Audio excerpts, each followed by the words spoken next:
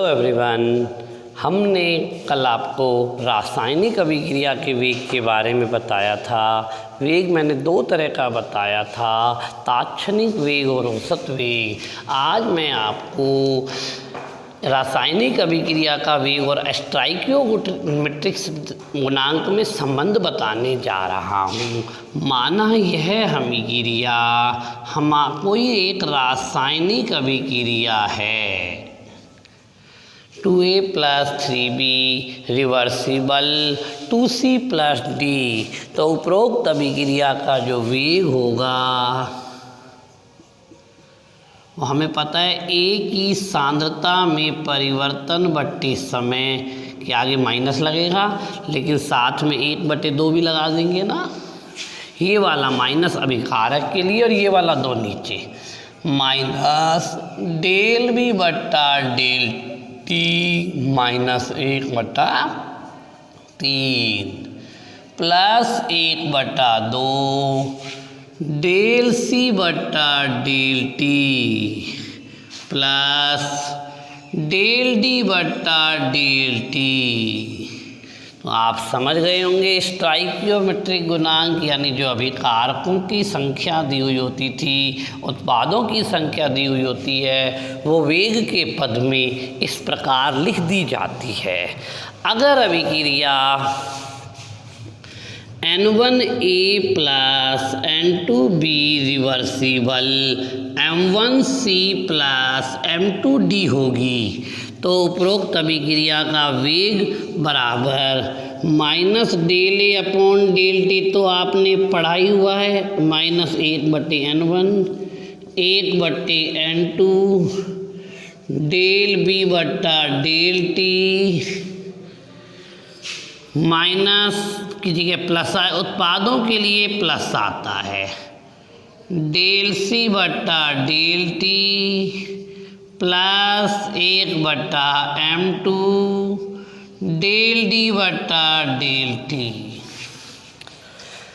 ठीक है। अगर अभिक्रिया 5Br minus plus BrO3 minus plus 6H धनायन = 5 और 1 6 Br हो गए, 3 Br2 प्लस 6 और 3 H2O हो। तो उपरोक्त अभिक्रिया का वेग del Br minus del T 1/5 del BrO3 minus बट्टे del T minus del H plus del T -1/6 plus 1/3 del Br2 बट्टा del T plus 1/3 del H2O बट्टा डेल T। तो यह हमारे अभिक्रिया के वेग का स्टोइकियोमेट्रिक गुणांक पर आधारित जो रिलेशन था वो मैंने आपको बहुत अच्छे से बता दिया। अब हम आपको एक टॉपिक पढ़ाते हैं, उसका नाम है वेग स्थिरांक। वेग स्थिरांक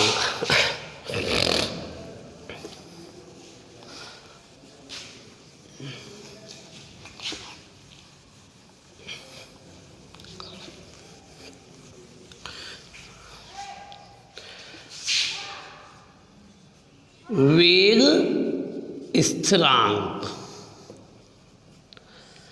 आपको पता है यह कोई अभिक्रिया है, अभिकारक से उत्पाद में बदल रही है। और यह भी पता होगा अभिक्रिया का वेग अभिकारक की सांद्रता के समानुपाती होता है। अगर अभिक्रिया A + B = उत्पाद है तो अभिक्रिया का वेग किसके समानुपाती होगा? ए की सांद्रता और बी की सांद्रता के। और अभिक्रिया में यहाँ N1 और N2 लग रहा है, तो N1 और N2 यहाँ भी आ जाएंगे। जब प्रोपोर्शनल टू का निशान हटाएंगे तो K लगाएंगे। क्या लगाएंगे? K लगाएंगे। यह K वेग स्थिरांक है।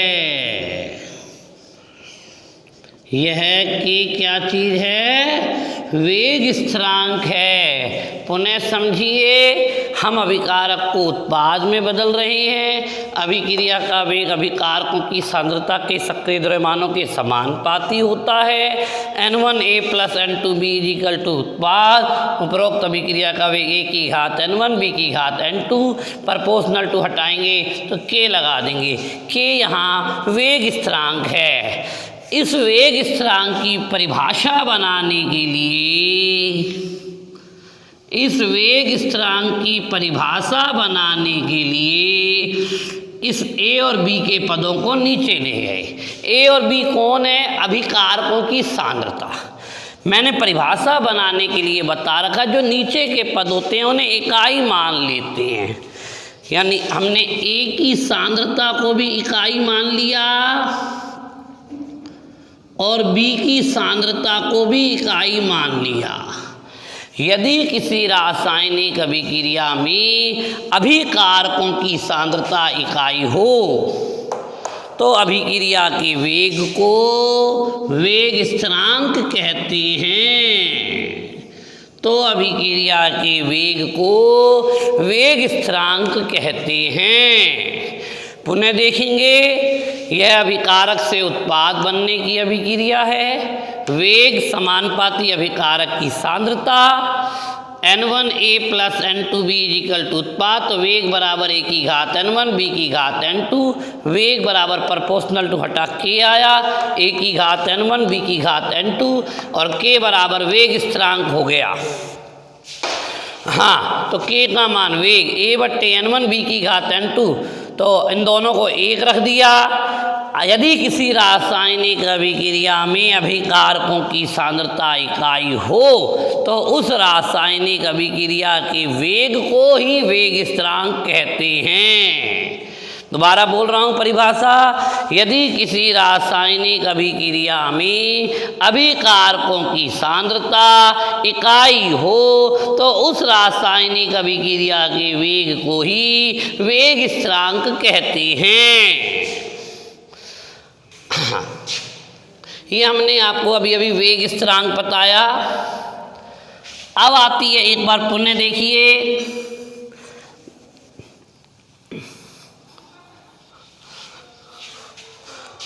अब आती है बात वेग स्थिरांक का मात्रक।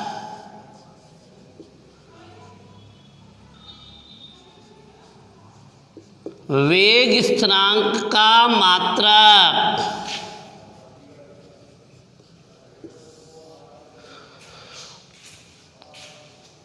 वेग स्थिरांक का मात्रक निकालते हैं। वेग बराबर K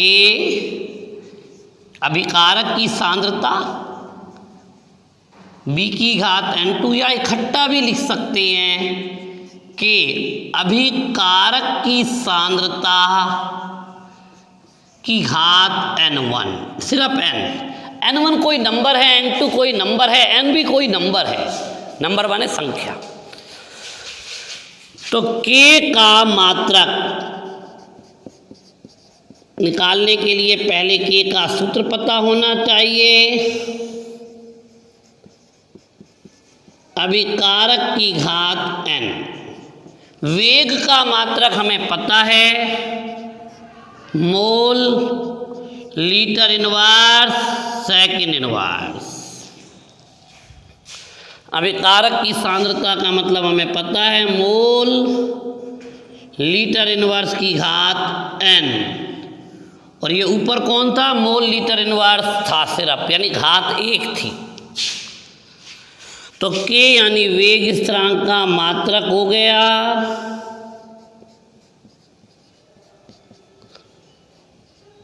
मोल लीटर इनवर्स की घात 1 माइनस n सेकंड इनवर्स। के यानी वेग स्थिरांक का मात्रक, वेग बराबर के ए की घात n1 बी की घात n2, ए माना विकारक की सांद्रता की घात n हो गया तो नीचे चला गया। वेग का मात्रक मोल लीटर इनवर्स सेकंड इनवर्स, मोल लीटर इनवर्स n। ये मोल लीटर इनवर्स था इसलिए इसको भी मोल लीटर इनवर्स को इकट्ठा करके ऊपर घात 1 लगा दी तो mole litre inverse 1 minus n sec inverse. ये वेग स्थिरांक का मात्रक आ गया। अब अगर n का मान 0 भी हो सकता है, 1 भी हो सकता है, कुछ भी हो सकता है, ठीक है। फिलहाल मैं दोबारा लिख रहा हूं ऊपर, वेग स्थिरांक का मात्रक, वेग स्थिरांक का मात्रक मोल लीटर इनवर्स की घात 1 माइनस n सेकंड इनवर्स। आगे बढ़ते हैं, ध्यान देते हैं। शून्य कोटि अभिक्रिया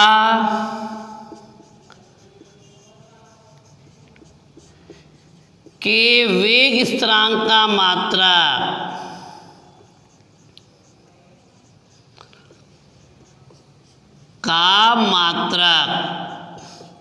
n का मान 0 रखना पड़ेगा। 1 में से 0 गया तो 1 आ गया।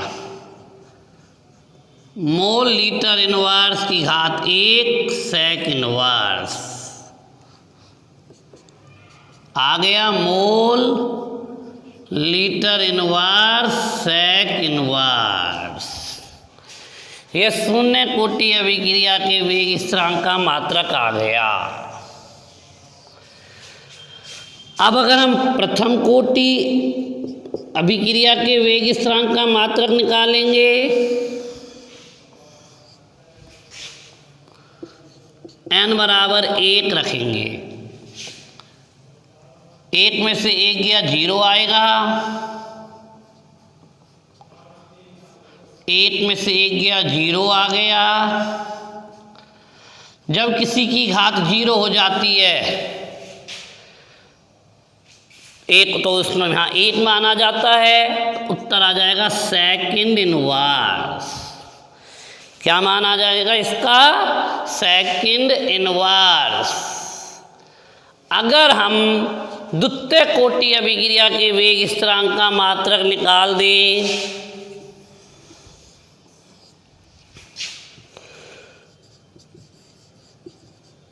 द्वितीय कोटि अभिक्रिया के